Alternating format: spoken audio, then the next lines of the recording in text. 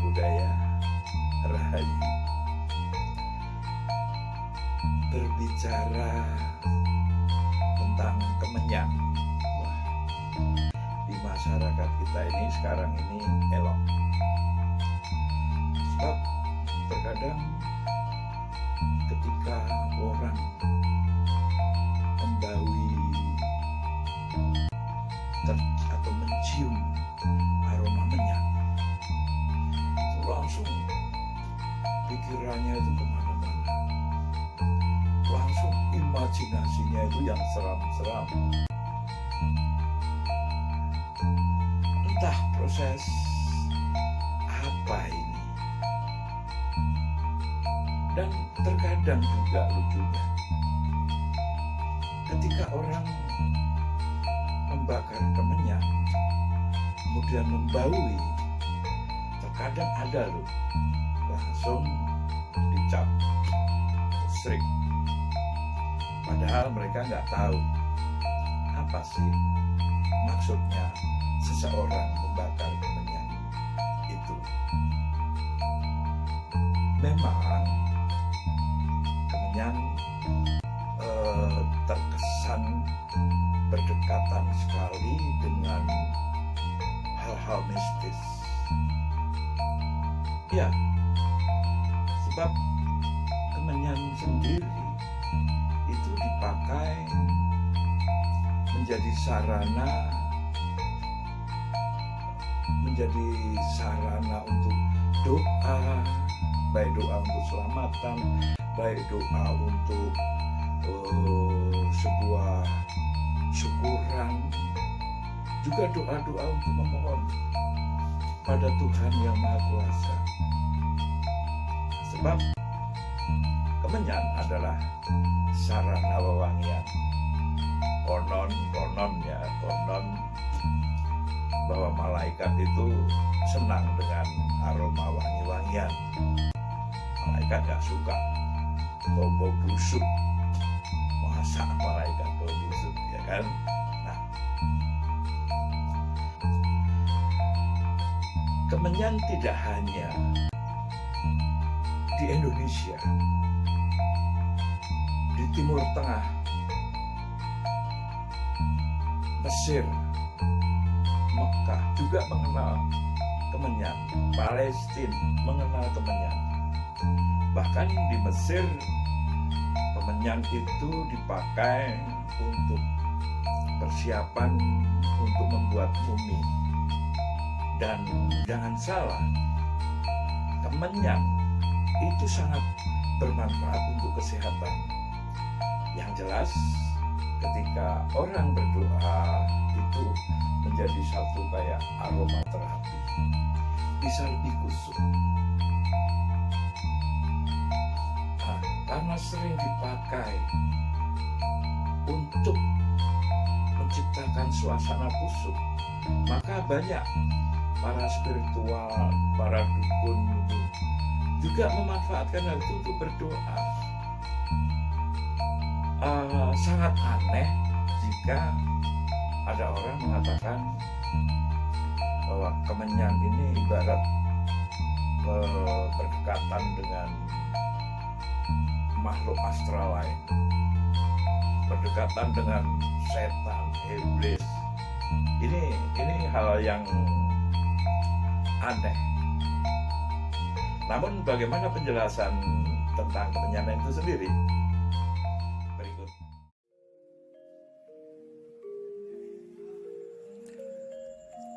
Kemenyan telah diperdagangkan di semenanjung Arab dan Afrika Utara selama lebih dari 5.000 tahun. Bahkan sebuah mural yang menggambarkan perdagangan kemenyan menghiasi dinding kuil Mesir kuno Ratu Hatshepsut yang meninggal tahun 1458 sesudah Masehi.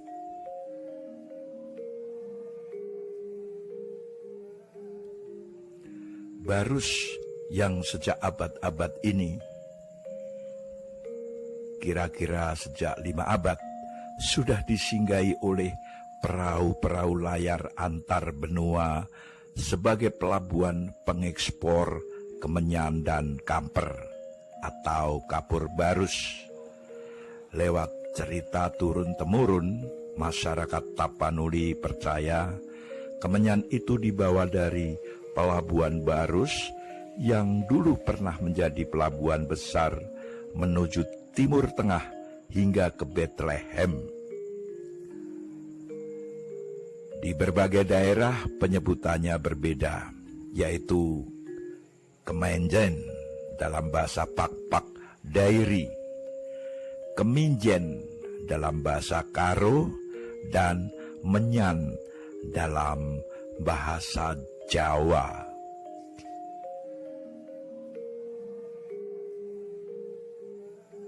Cina dan India sejak abad pertama telah membawa kapur barus dan kemenyan dari Tapanuli. Kegunaannya adalah untuk bahan pengawet mumi para raja di Romawi dan Fir'aun di Mesir.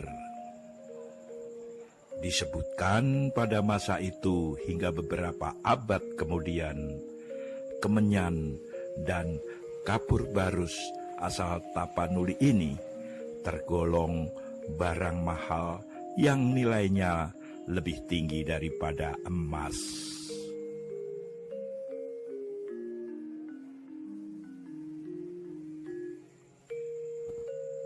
Kemenyan adalah salah satu ukupan yang disucikan, dijelaskan dalam Alkitab Ibrani dan Talmud, digunakan dalam upacara Ketoret.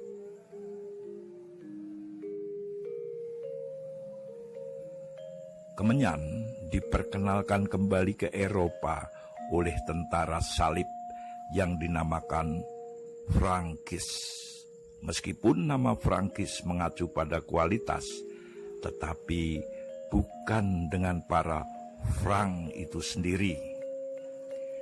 Sejarawan Yunani bernama Herodotus yang akrab dengan kemenyan dan mengetahui bahwa kemenyan dipanen dari pohonnya di Arab Saudi bagian selatan. Dia juga melaporkan bahwa getah berbahaya untuk dipanen karena ular berbisa juga hidup di pohon-pohon tersebut. Dia juga menjelaskan metode yang digunakan oleh orang-orang Arab untuk mengatasi masalah ini, yaitu dengan membakar getah dari pohon kemenyan, sehingga asap akan mengusir ular tersebut pergi. Getah ini juga disebutkan oleh Theophrastus dan Pliny the Elder dalam bukunya Naturalis Historia. Arab Saudi bagian selatan adalah eksportir utama kemenyan di zaman kuno, dengan beberapa hal yang diperdagangkan sampai ke Cina.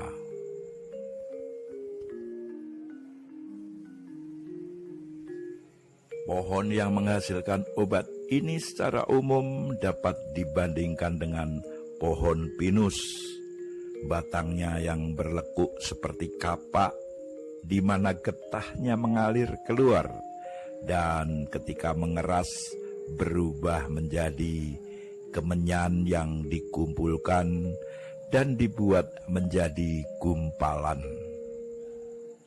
Kemenyan ini diangkut oleh Gajah Kedasi melalui pantai, yang kemudian dimuat di atas kapal mereka dan menukarnya dengan komoditas lainnya di Sanfoki.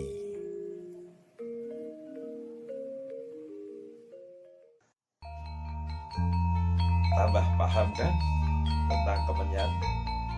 Jadi kita sebagai bangsa Indonesia di mana kemenyan itu tumbuh dan menjadi aset sebetulnya di Indonesia, kita harusnya berbangga, harusnya, dan tentunya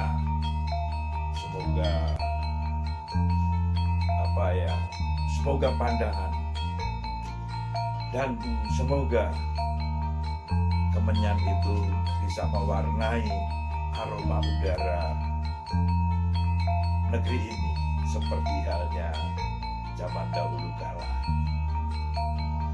Salam budaya, Rahayu.